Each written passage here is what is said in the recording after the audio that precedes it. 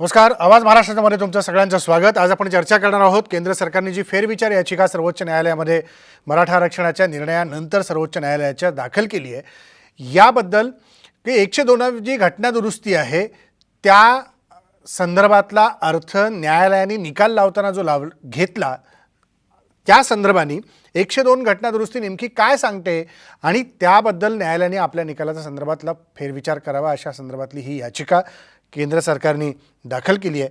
याचबद्दल आज आपण बोलणार आहोत. आपल्यासोबत अतुल लोंढे आहेत, काँग्रेसचे प्रवक्ते. आपल्यासोबत मराठा आरक्षणाच्या संदर्भातली याचिका करते विनोद पाटील आहेत औरंगाबादवरून, आणि आपल्यासोबत कोल्हापूरहून सकाळचे संचालक संपादक श्रीराम पवार सर देखील आहेत.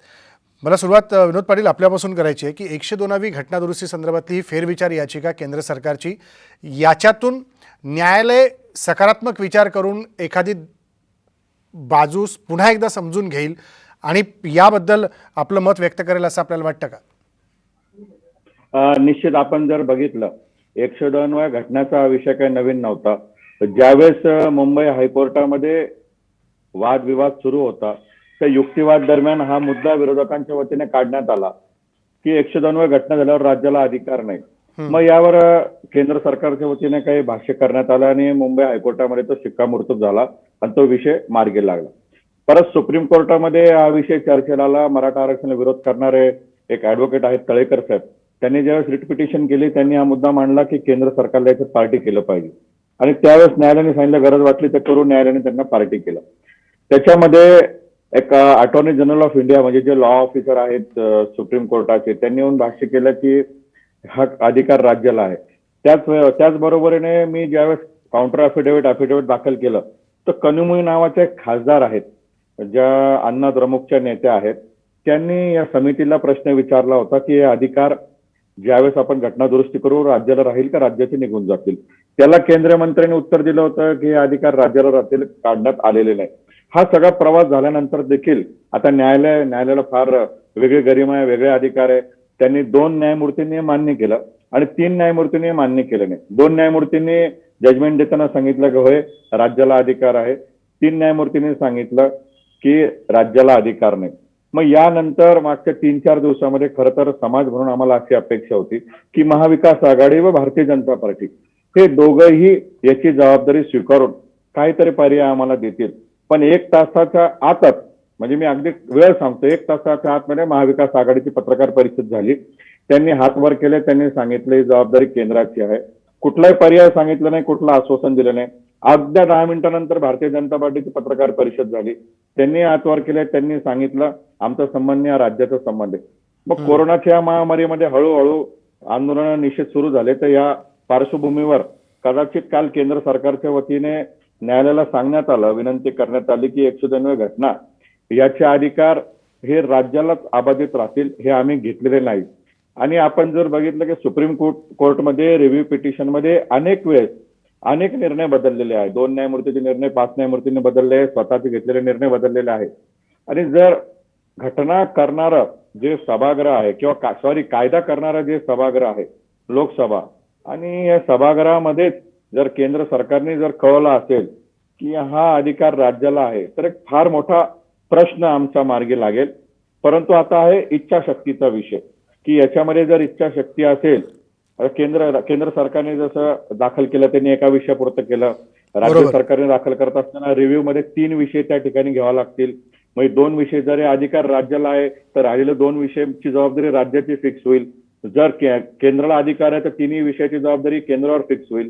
त्यामुळे जर केंद्र सरकारने एक भूमिका घेतली की अधिकार आता राज्याला दिले तर राहिलेले 2 विषयाची जबाबदारी मग ती ऑटोमॅटिक राज्यावर येईल. कारण कायदा केला ह्या सभागृहाने आणि या सभागृहाने अपवादात्मक परिस्थिती हे सिद्ध करण्यासाठी आयोग नेमला. आयोगाचा रिपोर्ट पटलावर स्वीकारला. मी स्वतः हायकोर्टामध्ये स्वीकारला, टाइम बाउंड जी याचिका केली होती, आणि त्यानंतर तो कायदा झाला. त्यामुळे एकंदरीत हा सगळा प्रवास जर आपण बघितला तर राज्य सरकारने आणि केंद्र सरकारने हे रेटून त्या ठिकाणी जर लावलं तर निश्चित होईल. आणि मला असं वाटतं कुठंतरी एक आशा आहे एवढा संघर्ष झाल्यानंतर हे नक्की टिकेल असं मला बिलकुल वाटतं. की याच्यामध्ये आता इतक्या संघर्षानंतर काहीतरी एक आशादायी चित्र पुन्हा एकदा निर्माण झालंय. अतुल लोंढे, एक दिलासा याच्यात मिळू शकतो केंद्र सरकारच्या फेरविचार याचिकेनंतर, ज्या प्रकारे 102व्या घटनादुरुस्तीच्या मध्ये राज्य सरकारांनाच या सगळ्याचे अधिकार आहेत असं केंद्र सरकार जेव्हा म्हणतं, त्यामुळे न्यायालयाकडनं एखादी दिलासादायक गोष्ट घडू शकते. याच्यामध्ये थोडंसं आपण सुप्रीम कोर्टाने जो निवाडा दिला त्याचा जर विचार केला तर आपल्याला एक लक्षात येईल की त्यांनी सांगितलं की फक्त रेकमेंडेटरी म्हणजे शिफारस करण्याचे अधिकार राज्य सरकारला आहे. आणि त्याच्यामुळे पत्रकार परिषद जी झाली ज्याच्यामध्ये सन्मान्य अध्यक्ष जे आहे समितीचे अशोकराव चव्हाण साहेब यांनी सांगितलं की केंद्र सरकारला अधिकार आहेत आणि सुप्रीम कोर्टाने असं म्हटलेलं आहे की एक्सेप्शनल आणि एक्स्ट्राऑर्डिनरी सर्कमस्टान्सेस गायकवाड आयोगाच्या अहवालामधून सिद्ध होत नाहीत. त्यामुळे गायकवाड आयोगाचा अहवालच त्यांनी फेटाळला. त्यामुळे गरज पडली तर एक दिवसाचं अधिवेशन बोलवून त्याच्यामध्ये एक्सेप्शनल आणि एक्स्ट्राऑर्डिनरी सिच्युएशन ज्या आहे त्या आपण सगळ्या त्रुटी ज्या आहेत त्या दूर करून केंद्र सरकारकडे पाठवू आणि केंद्र सरकार म्हणजे मग राज्याच्या शिफारशीचा अधिकार जो आहे तो वापरण्यात येतो आणि मग केंद्र सरकारने तसं राष्ट्रपतींच्या हस्ताक्षरांना नोटिफिकेशन काढून मराठा समाजाला जे आरक्षण आहे ते रेस्टोर करावं अशा पद्धतीची प्रेस कॉन्फरन्स जी आहे ती घेण्यात आलेली होती. आणि त्यावेळेसच तज्ज्ञांची या सगळ्या निकालाचा अभ्यास करण्यासाठी सगळ्या रिटायर्ड जजेस जे आहे त्यांच्या याच्यामध्ये एक समिती नेमून आपल्याला हा काय याच्यामध्ये निर्णय घेतला पाहिजे आणि कशा पद्धतीने गेलं पाहिजे त्याचा स्टडी करून रिपोर्ट मागण्याच्या संदर्भामध्ये सुद्धा निर्णय घेतला होता. आता एक दुसरा प्रश्न याच्यामध्ये असा उपस्थित होतो राजेंद्र, तो असा आहे की 50% वरती जाण्याचा एक प्रश्न आहे राज्य सरकारांचा. कारण की हा निर्णय जो आहे तो एका राज्याला लागू पडणार नाही आहे, तो 16 राज्यांना सगळ्याच राज्यांना लागू पडेल जे जे 50% पुढे गेलेले होते.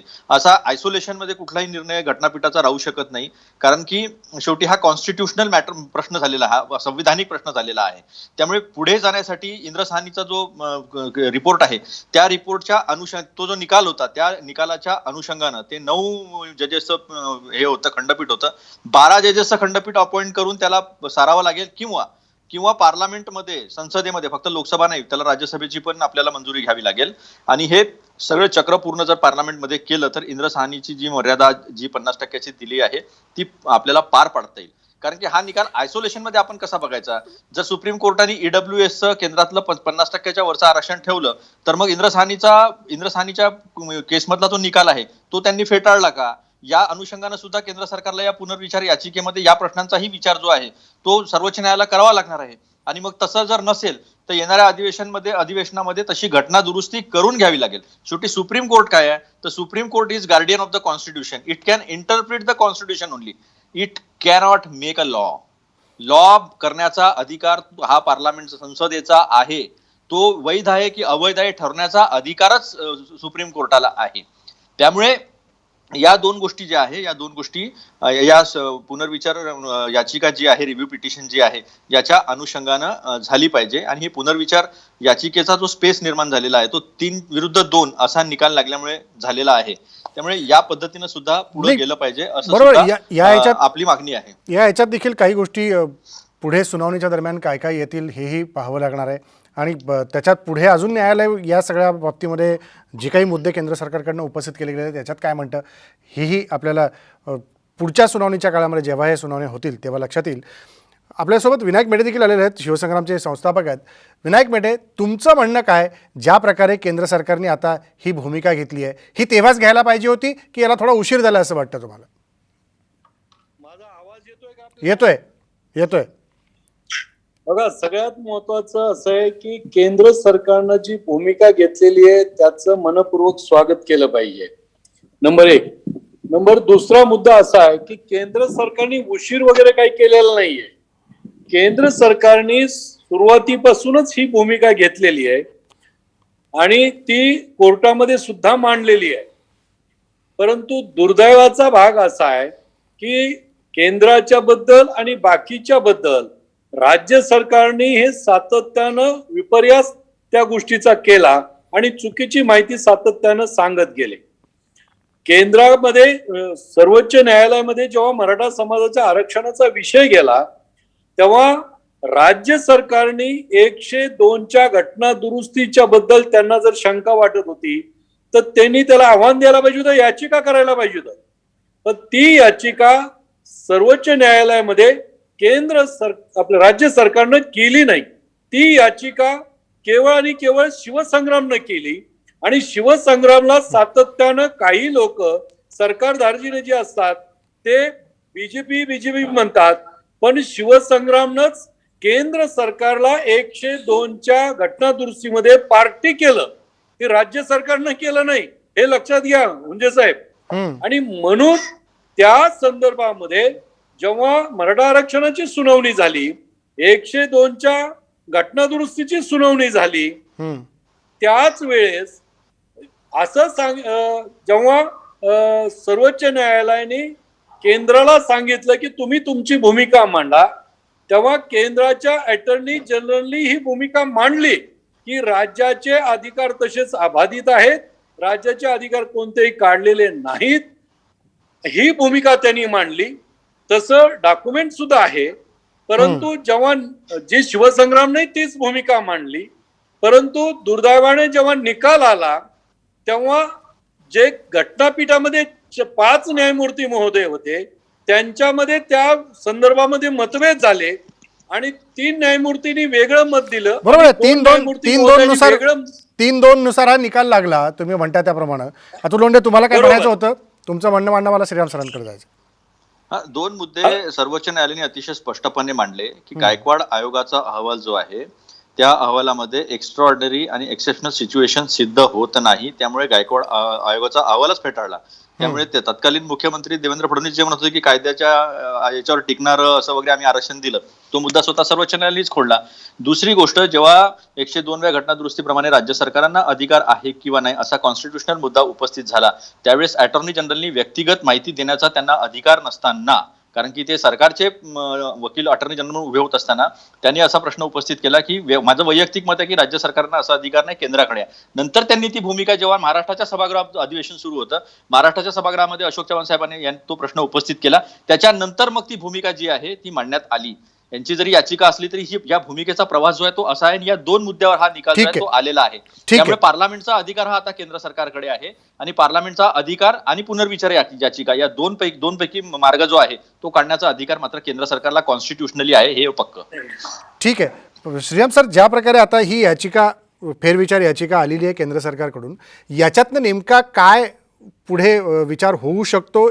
आणि 102 घटना दुरुस्तीनुसार जर त्याच्यात राष्ट्रीय मागासवर्ग आयोगाची स्थापना करण्यात आली आणि राष्ट्रीय मागासवर्ग आयोग स्थापन केल्यानंतर मग राज्य सरकारांना कुठे अधिकार राहतात का एसीबीसीच्या संदर्भातले निर्णय घेण्याचे, हाही एक मुद्दा त्याच्यात कळीचा ठरतो. बरोबर. आणि आजची जी केंद्र सरकारने याचिका दाखल केलेली आहे ती या आरक्षणासाठी मागणी करणाऱ्या सगळ्यांसाठी एक दिलासा आहे. पण तो दिलासा म्हणजे मराठा आरक्षणाचा मार्ग खुला झाला असं जर कोणी मानत असेल तर ते पुन्हा आपली आत्मवंचना आहे. म्हणजे त्यातून काही लगेच आरक्षणाचा मार्ग खुला होतो अशातला भाग नाही आहे. या जजमेंटची जी 2-3 वैशिष्ट्ये आहेत त्यातलं एक महत्त्वाचं वैशिष्ट्य 102 घटना दुरुस्तीनुसार राज्यांचे अधिकार संपुष्टात आले असं सर्वोच्च न्यायालयाच्या खंडपीठानं बहुमतानं स्पष्ट केलं. आता हे अधिकार राज्यांना होते असं कोण कोण म्हणत होतं? तर राज्य सरकार म्हणत होतं, राज्यातले विरोधी पक्ष म्हणत होते, जेवढ्या लोकांनी आरक्षण मिळावं म्हणून याचिका केल्या ते सगळे म्हणत होते हे अधिकार राज्य सरकारला असावेत. केंद्र सरकार पण ऑफिशियली असंच म्हणत होतं की हेच अधिकार राज्यांचे आहेत, यामध्ये केंद्रानं काही हस्तक्षेप केलेला नाही 102 घटना दुरुस्तीनं, अशीच केंद्राची ऑफिशियल भूमिका होती. अटर्नी जनरलनी व्यक्तिगत म्हणून जे विधान केलं ते त्यांचं व्यक्तिगत असू शकतं, पण जेव्हा केंद्राच्या वतीनं बाजू मांडायची वेळ आली तेव्हा त्यांनी राज्यांना अधिकार आहेत अशीच बाजू सर्वोच्च न्यायालयात मांडली. असं असून सुद्धा जर सर्वोच्च न्यायालय म्हणत असेल की हा अधिकार राज्यांचा नाही, तो केंद्राचा आहे किंवा राष्ट्रपतींच्या नोटिफिकेशनद्वारेच नवे एसीबीसीचे प्रवर्ग जोडले जाऊ शकतात किंवा डिलीट केले जाऊ शकतात, म्हणजे घटनेचा किंवा कायद्याचा अर्थ लावायचा अंतिम अधिकार कोणाचा? तर तो सर्वोच्च न्यायालयाचा. त्यांनी अर्थ लावलेला आहे. आता त्यानंतर केंद्राला काय वाटतं, राज्याला काय वाटतं, याला तसा काही अर्थ नाही, पण एक लिगल रेमेडी आहे की पुनर्विचार याचिका करता येते. त्याप्रमाणे केंद्र सरकारने केली म्हणून दिलासा आहे.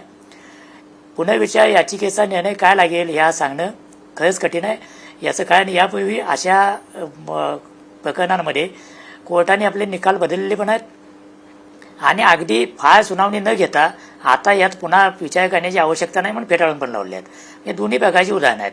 यात न्यायालय कुठली भूमिका घेतं हे बघावं लागेल, हा एक भाग.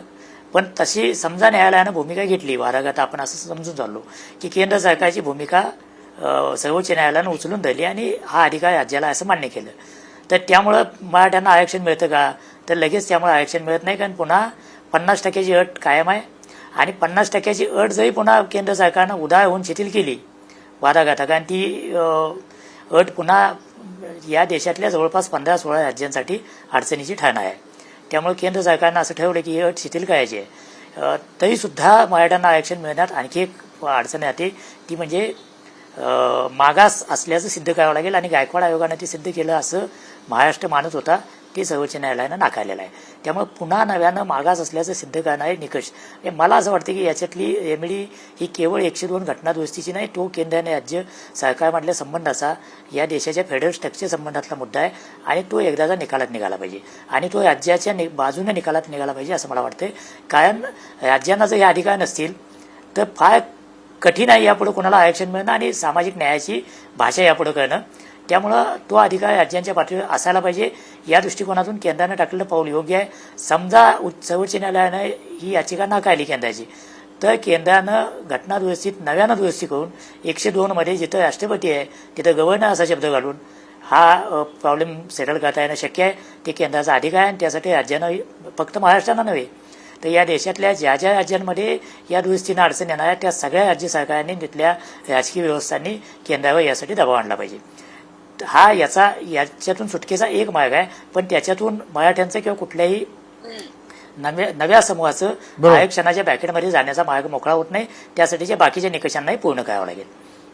अगदी खरं आहे की जसं तुम्ही सर म्हणालात त्याप्रमाणे 342A जे 102व्या घटना दुरुस्तीनंतर कलम 342A मध्ये जे अधिकार राष्ट्रपतींना थेट दिलेले आहेत की ते त्या विविध राज्यामधले सामाजिक आणि शैक्षणिकदृष्ट्या मागास घटक कोणते आहेत त्यांना अधिकार निश्चिती करण्याचे अधिकार, आता हे जसं राष्ट्रपतींना आहेत ते राज्यपालांकडे आले तर मग राज्यांना अधिकार त्याच्यातले आहेत आणि ते राज्यपालांशी बोलून या गोष्टी करू शकतात, असं शक्यता गृहीत धरायला काही हरकत नाही. पण विनोद पाटील, याच्यामधली ही जी गोष्ट आहे 342A नुसारची, हा एक मुद्दा आणि राष्ट्रीय मागासवर्ग आयोग जेव्हा स्थापन झाला त्यानंतर जो मुद्दा SCBCचा येतो, किंबहुना 50%पेक्षा अधिकच्या आरक्षणाचा मुद्दा अशोक चव्हाणांनी दुपारी बोलून दाखवला की नाही, याचाही विनंती म्हणून मुद्दा त्या याचिकेमध्ये केंद्र सरकारने करावा, याबद्दल आपल्याला काय वाटतं? हे बघा, ज्यावेळेस हा निर्णय लागला, महाराष्ट्र सरकारच्या वतीने एक मागणी करण्यात आली. आघाडी सरकारच्या वतीने अशोक चव्हाण साहेब, मुख्यमंत्री साहेब राज्यपालांना भेटून बोलले आणि त्यांनी एकच मागणी केली, आता हे अधिकार केंद्राकडे केलेले, राज्याला अधिकार नाही, राज्य शिफारस करून केंद्राला सांगत. तर त्या पद्धतीने कदाचित तो केंद्राने पाऊल उचलला असेल किंवा केंद्राचा असं समज असेल की आपल्या लिमिटेशन विषय आहे, आपला विषय लिमिटेड आहे, आपल्याला फक्त अधिकार आहे का नाही, तुम्ही ठेवले का काढले, याच्यावर तो विषय येऊन थांबलेला आहे. आज प्रश्न असा आहे की हे आरक्षण दिलेलं आहे ह्या राज्य सरकारने आणि आरक्षण देत असताना शिवसेना, भारतीय जनता पार्टी, काँग्रेस, राष्ट्रवादी काँग्रेस या सगळ्यांनी मतदान केलं होतं. आणि मला एक प्रश्न असा पडलाय की जर हा कायदा चुकीचा होता तर महाविकास आघाडीने या कायद्याला का मतदान केलं? का माझ्यासारख्या सामान्य मराठा तरुणाला तुम्ही 2 वर्ष समजून सांगितलं नाही की हा चुकीचा कायदा आहे? का तुम्ही सातत्याने सांगत होते हा कायदा आम्ही टिकवणार आणि कायदा टिकला नाही तर 5व्या मिनिटात तुम्ही पत्रकार परिषद घेऊन हँड्सअप केले? असं होणार नाही. राज्य सरकारला जे राहिलेले 2 मुद्दे आहे त्या मुद्द्यामध्ये हा आयोगाचा रिपोर्ट मराठा समाजाचा आरसा आहे आणि हा डेटा जमा करत असताना याच्यामध्ये शासकीय यंत्रणा कशी वापरली, याच्यामध्ये किती विद्यार्थी उच्च शिक्षण घेतात, किती विद्यार्थी शासकीय सेवेमध्ये आहे, नोकऱ्यांचं प्रमाण काय आहे, घराची परिस्थिती काय आहे, घरकुलांमध्ये काय वाटा आहे, ह्या सर्व गोष्टी किंवा राहणीमान कसं आहे याचा सर्वात क्वांटिफाईड डेटा शासकीय आकडेवारी हा प्रेझेंट करावा लागेल. आणि 50%ची मर्यादा ही माझ्या महाराष्ट्राने ऑलरेडी ओलांडलेली आहे. महाराष्ट्रात 52% आरक्षण आहे, 10% सुवर्णांचं आरक्षण आहे, म्हणजे महाराष्ट्र केव्हाच 62च्या पुढे गेलेला आहे. हे सगळे फॅक्ट राज्य सरकारला कोर्टात मांडावं लागतील आणि केंद्र सरकारला देखील रिव्ह्यू पिटिशन दाखल केली म्हणजे विषय संपत नाही. त्यांना ते मागं लागून त्या रिव्ह्यू पिटिशन मध्ये जजमेंट करून घ्यावं लागेल. जसं पवार साहेबांनी आता सांगितलं, अनेक निर्णय याच सुप्रीम कोर्टाने बदललेले आहे. त्याच धर्तीवर आम्हाला अपेक्षा आहे. फक्त आज मराठा तरुण अडकलेल्या कशामध्ये, हे केंद्राने करावं, राज्यांनी करावं, त्यांनी बघावं. असं होत नसतं. कायद्याप्रमाणे देश चालत असतो आणि हा कायदा ह्या सभागृहाने केलेला आहे. त्यामुळे चेअरवर कोण बसला त्याच्याशी आम्हाला देणे घेणे नाही. ही संगीत खुर्ची आहे. एक माणूस उभा राहून राहिलेले बसलेले असतात. आज जे खुर्चीवर बसलेले आहेत त्यांनी आम्हाला न्याय द्यावा. ते कोण आहे, काय, कोणत्या पक्षाशी आमचा संबंध नाही. आणि कृपया हात जोडून विनंती आहे की हे भाषण घडी घडी करू नका, त्या केंद्राचाच विषय आहे. मग तुम्ही मतदान का केलं आणि हा खोटा कायद्याला तुम्ही समर्थन का दिलं? तुम्ही 100% गुन्हेगार आहात त्या बाबतीत. ठीक आहे, याचं अतुल उत्तर मला लोंढे साहेब अतुल लोंढे उत्तर द्या. नाही, असं आहे की त्यांनी काय त्यांना त्यांची जी मागणी ठेवलेली आहे ती सगळ्यांचीच मागणी आहे. गायकवाड आयोगाचा अहवाल आयोगाची नेमणूक करावी लागते का? तर करावी लागते. मागासवर्गीय आयोगाची नेमणूक केली गव्हर्नरांच्या नोटिफिकेशन प्रमाणे. त्यांनी त्याच्यामध्ये सर्वे केला, सर्व राज्यामध्ये त्यांनी रिपोर्ट दिला, हायकोर्टामध्ये टिकलं आणि हायकोर्टामध्ये टिकल्यानंतर फडणवीसांचं सरकार असतानाच कोर्टामध्ये त्याला सुप्रीम कोर्टामध्ये चॅलेंज करण्यात आलं. आणि त्यावेळेस मराठा समाजाच्या तरुणांना आरक्षण मिळालं पाहिजे, ती गरज आहे म्हणून काँग्रेस असेल, बाकी सगळे पक्ष असतील, ते सगळे एकत्र झाले आणि त्याला पाठिंबा दिला. आता या महाराष्ट्राचे मुख्यमंत्री त्यावेळेस असं सांगत होते की आम्ही सगळ्या गोष्टीचा अभ्यास केलेला आहे, सगळ्या तज्ज्ञ लोकांशी आम्ही चर्चा केलेली आहे आणि कायद्यामध्ये टिकणारं असं, आता त्यांच्या बाईट सगळ्या उपलब्ध पण आहेत, कायद्यामध्ये टिकणारं आरक्षण. विनोद पाटलांचं म्हणणं असं आहे की त्या कायद्यात त्रुटी होत्या तर मतदान का केलं? याचं उत्तर द्या ना. एक गोष्ट तुम्ही लक्षात घ्या की we are not legal competent authority. Legal competent authority असतं advocate general, legal competent authority असतं आयोग, आणि त्या आयोगानं अहवाल दिल्यानंतर सर्वोच्च न्यायालयात टिकला. त्यावेळेस जेव्हा म्हटलं तेव्हा कोणीच म्हटलं नाही, विनोद पाटलांनी म्हटलं नाही की याच्यामध्ये त्रुटी आहे. विनोद पाटील तर त्यातले तज्ज्ञ आहेत, ते सातत्याने याच्या मागे लागलेले आहेत. त्यामुळे मी तर आजही म्हणतोय त्रुटी नाही म्हणून. माझ्या मते न्यायालयाने निर्णय देताना न्यायदानामध्ये काही गोष्टी राहिलेल्या आहेत. माझा प्रश्न लोंढे साहेब प्रश्न आहे की राज्य सरकारने त्यावेळेस का मतदान केलं आणि 2 वर्ष आम्हाला का अशोक चव्हाण साहेबांनी समितीचे अध्यक्ष म्हणून झुलवलं की हा कायदा टिकणार आहे? मी त्यांच्यासोबत बैठका अटेंड केल्या, ते या प्रत्येक बैठकीत का म्हणले? मेटे साहेब असतील, आम्ही सर्व वारंवार सांगत होतो की सरकार गंभीर नाही. ते काय सांगायचे, तुम्ही भाजपचे कार्यकर्ते, भाजप म्हणायचे तुम्ही राष्ट्रवादीचे कार्यकर्ते. आम्ही कोणाचेच कार्यकर्ते नाही. आमचा प्रश्न एकच आहे, लोंढे साहेब याचं स्वच्छ उत्तर द्या की कायदा चुकीचा होता तर मतदान का केलं? आणि कायदा चुकीचा होता तर 2 वर्ष सत्ता भोगत असताना, सत्ता एन्जॉय करत असताना आम्हाला का खोटं आश्वासन दिलं की हा कायदा आम्ही टिकवू? तुम्ही बघा, याच्यामधले अर्ध्या अधिक मंत्र्यांच्या संस्था आहे, कारखाना आहे. माझा जन्म झाला नव्हता त्यावेळेसपासून यांच्या संस्था वादात आहे. अनेकांवर वेगवेगळ्या प्रकारचे गुन्हे दाखल आहे. स्वतः सुप्रीम कोर्टापासून क्लीन चिट घेतलेली आहे, हायकोर्टापासून क्लीन चिट घेतलेली आहे. यांना वकील कळतो, न्यायालयामधली भाषा कळते. या पलीकडे जाऊन सांगतो हे सरकार न्यायालयामुळे आलेलं आहे. आजचे जे चीफ जस्टिस ऑफ इंडिया आहे त्यांनी त्यावेळेस निर्णय दिला होता. फर्स्ट टाइम हिस्ट्रीमध्ये विधिमंडळाच्या बिझनेसमध्ये कोर्टाने हस्तक्षेप केला होता. 1 दिवसाचं सरकार देवेंद्र फडणवीस, अजित पवारांचं 2 दिवसाचं सरकार कोसळलं होतं. त्यावेळेस यांनी वकील लावून काय काय करावं लागतं ते माझ्या मराठा आरक्षणासाठी का नाही केलं? त्यावेळेस तुम्हाला न्यायालयातनं निर्णय घेता येतो, यावेळेस का घेता आला नाही? याचं उत्तर मला काँग्रेस पक्षाने द्यावं. अतुल लोंढे बोला, थोडक्यात वेळ संपत आली. आता असं आहे की जे वकील देवेंद्र फडणवीसांच्या काळामध्ये होते तेच वकील होते, किंबहुना त्याला अजून वकिलांची जोड देण्यात आली. कुठलाही वकील बदललेला नाही. त्यावेळेस तिथल्या ज्या वकिलांनी हायकोर्टामध्ये केस जिंकली होती त्या वकिलांना सुप्रीम कोर्टामध्ये आपण ठेवलेलं होतं, कोणताही बदल केला नव्हता. प्रत्येक वेळेस जेवढे लोक याच्यामध्ये इन्व्हॉल्ड होते, ज्या संघटना होत्या, त्या सगळ्यांना सातत्यानं विश्वासात घेऊन या सगळ्या गोष्टी ज्या पुढे गेल्या. ज्यांना इंटरव्हेन्शन पिटिशन टाकायची आहे त्यांना सुद्धा विनंती केली होती की आपण सुद्धा इंटरव्हेन्शन पिटिशन टाकावी. या सगळ्या गोष्टी झालेल्या होत्या. आता यांना सगळ्यांनाच दोषी ठरवायचा आहे तर मग सुप्रीम कोर्टाने हा निर्णय का दिला हा प्रश्न त्यांनी विचारावा. भाजपला त्यांनी हा प्रश्न विचारावा की तुम्ही असं का म्हटलेलं होतं. ठीक आहे विनायक मेटे, तुमचं म्हणणं. त्यांनी हायकोर्टामध्ये हा निर्णय टिकला आणि सुप्रीम कोर्टामध्ये टिकला नाही. त्यावेळेस त्या अहवालावरच त्यांनी बोट ठेवलं. ठीक आहे विनायक मेटे, कसं आहे की कटघऱ्यामध्ये उभं करायचं प्रयत्न केल्यानंतर हे काही बरोबर नाही. एक लक्षात घ्या, मगाशी मूळ मुद्दा 102च्या घटना दुरुस्तीच्या बद्दल आहे.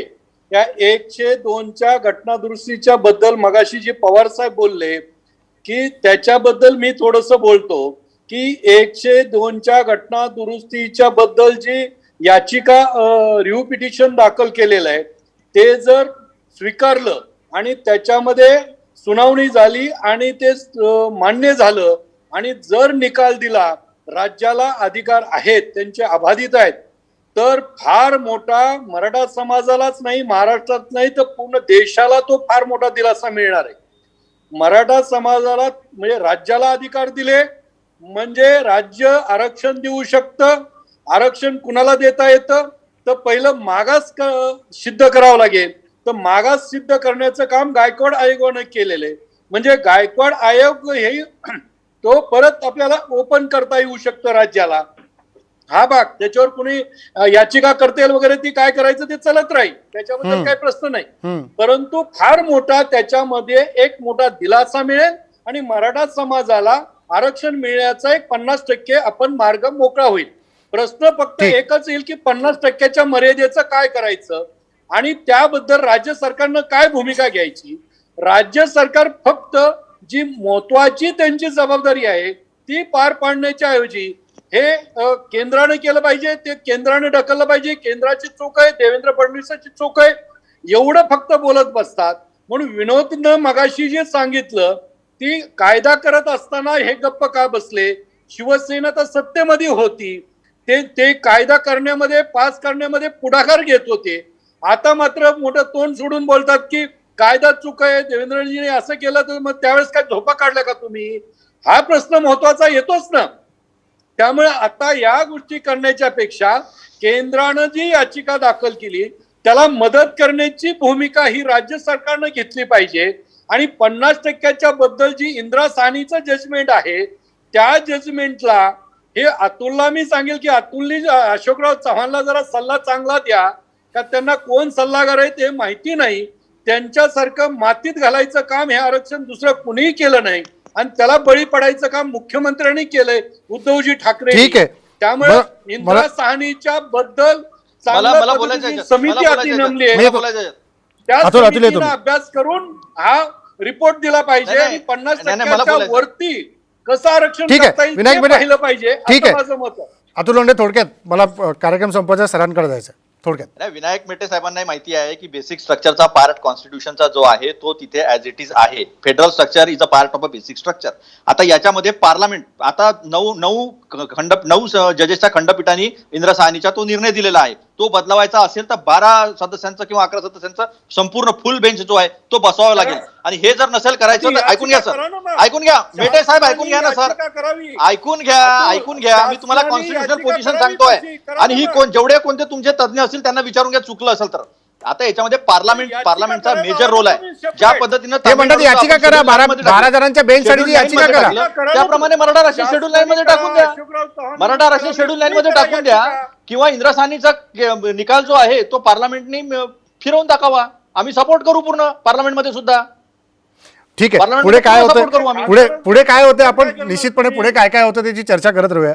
शेवटी श्रीराम पवार सर, या सगळ्या याच्यामध्ये 102 घटनादुरुस्तीनंतर जेव्हा न्यायालयाने हा मराठा आरक्षणासंदर्भातला निर्णय रद्द केला तेव्हा कुठे केंद्र सरकारला अशी मनातनं भीती वाटली असेल की इतर राज्यामध्ये असलेलं दिलं गेलेलं आरक्षण हे धोक्यात येईल आणि ते कुठेतरी केंद्र सरकारच्या अंगाशी येऊ शकतं, म्हणून केंद्र सरकारने आता ही बचावात्मक पवित्रा घेऊन या प्रकारे फेरविचार याचिका दाखल केली आहे. नाही, बाकीच्या बहुतेक राज्यांमधलं 50 जे आरक्षण आहे ते 102 घटनादुरुस्तीच्या आधीच आहे. त्यामुळं त्याच्याकडं सर्वोच्च न्यायालय मागं जाईल ही शक्यता कमी आहे. त्यांच्या आरक्षणासाठी अडचण आहे ती 50%ची मर्यादा ओलांडली ती आहे. इंदिरा साहनी खटल्याची अडचण आहे. बाकीच्या राज्यांसाठी तमिळनाडू असेल किंवा आंध्र असेल, मिझोराम असेल, या सगळ्यांसाठी अडचण आहे ती 50%च्या अटीची अडचण आहे. 102व्या घटनादुरुस्तीची नाही, ती इथून पुढं अडचण असेल. यापूर्वी दिलेल्या आरक्षणांसाठी त्यांना काही 102व्या घटनादुरुस्तीची फारशी अडचण नाही आहे. तरी पण या प्रकारे राज्यांना अधिकार मिळणं ही सगळ्या राज्यांना दिलासा देणार असेल, तसं ते महाराष्ट्राला पण दिलासा देणार असेल.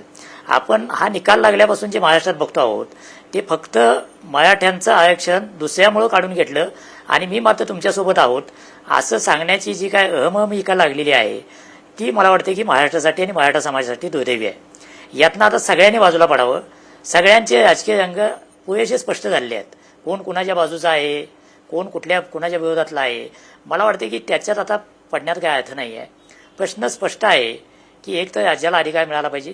दुसरी गोष्ट 50%च्या वरचं आरक्षण मान्य करायचं असेल तर त्यासाठी लार्जर बेंचकडे जाणं, तेही सर्वोच्च न्यायालयानं ऑलरेडी फेटाळलेलं आहे की आता पुन्हा नव्यानं बेंच तयार करणं किंवा इंदिरा साहनीकडे पुन्हा जाणं याची काही गरज नाही असं या 5 न्यायाधीशांनी म्हटलं आहे. त्यामुळे कोर्टाकडून तो मार्ग जवळजवळ बंद झालेला आहे. पुन्हा विलोकन याचिका दाखल केली तरी त्यातून काही 50%च्या अटीबद्दल बाहेर पडेल असं मला वाटत नाही. 109व्या घटना दुरुस्तीबद्दल पडू शकतं. त्यामुळे 50%ची अट जर ओलांडून पुढे जायचं असेल तर आता सगळ्या राजकीय व्यवस्थेनं असं म्हणायला पाहिजे की ती अट लागू झाली, त्याला 28 वर्ष झाली. त्यानंतर सामाजिक वास्तव देशातलं राज्यातलं बदललेलं आहे आणि त्यानुसार आता आपल्याला ही कॅप उठवावी लागेल आणि ती कॅप उठवण्यासाठी संसदेचं अधिवेशन घेऊन ती घटना दुरुस्ती किंवा तो बदल हा न्यायालयीन काय ज्याला म्हणता येईल की न्यायालयानं निर्णय देण्याच्या पलीकडे ठेवता येईल का, अशा पद्धतीनं आपल्याला काही घटना दुरुस्ती करता येईल का, अशा पद्धतीचा विचार 50%च्या मर्यादेच्या बाबतीत करावा लागेल. आणि त्यानंतर सुद्धा प्रश्न राहतो की मराठा समाजाला मागास ठेवायचं कसं, कारण सगळे प्रयत्न करून गायकवाड आयोगानं मराठा समाज मागास असल्याचं सिद्ध केलं, पण ते सर्वोच्च न्यायालयानं नाकारले आणि गायकवाड आयोगाचे सगळे निष्कर्ष त्या दृष्टीनं आता रद्दबातल ठरले आहेत. त्यामुळे आता नव्यानं मागास ठरवायचं म्हणजे काय करायचं, तर आता यासाठी सुद्धा पुन्हा एकदा सगळ्या राजकीय व्यवस्थेनं हे ठरवलं पाहिजे, राज्य सरकारनं पण आणि केंद्र सरकारनं पण, की अपवादात्मक परिस्थिती म्हणजे काय, अपवादात्मक परिस्थितीचे निकष काय आहे. कारण अपवादात्मक परिस्थिती जी मला वाटते ती तुम्हाला वाटणार नाही, ती कदाचित विनोद पाटलांना वेगळीच वाटेल, अतुल लोंढेंना वेगळी वाटेल, मेटे साहेबांना वेगळी वाटेल. प्रत्येकाचे अपवादात्मक परिस्थितीचे निकष वेगवेगळे असू शकतात. तर अपवादात्मक परिस्थिती म्हणजे काय हे एकदा स्पेसिफाय करावं, ते कोर्टाकडून तरी करून घ्यावं किंवा राजकीय व्यवस्थेनं म्हणजे संसदेनं आणि राज्य सरकारने ते करावं की हे निकष पूर्ण केले म्हणजे केंद्र सरकारच्या नोकऱ्यांमध्ये इतकं कमी रिप्रेझेंटेशन असेल तर तो समाज मागास मानला पाहिजे, राज्य सरकारच्या नोकऱ्यांमध्ये इतकं कमी रिप्रेझेंटेशन असेल तर तो मागास मानला पाहिजे. असे एक 10, 12, 15 निकष तयार करा आणि त्या निकषात जे बसतील ते मागास, त्या निकषात बसणार नाही ते मागास नाहीत. बरोबर. असं जर स्पष्ट केलं तर न्यायालयांना पण एक काहीतरी फ्रेमवर्क तयार होईल, त्यांना असं त्यांच्या मनानुसार मागास आहे की नाही ठरवता येणार नाही. कारण गायकवाड आयोगानं ढीगभर पुरावे दिले पण ते सर्वोच्च न्यायालयात नाकारले आणि सर्वोच्च न्यायालयाच्या पुढे आपल्याकडे कुठली व्यवस्था नाही आहे त्याला चॅलेंज करायची.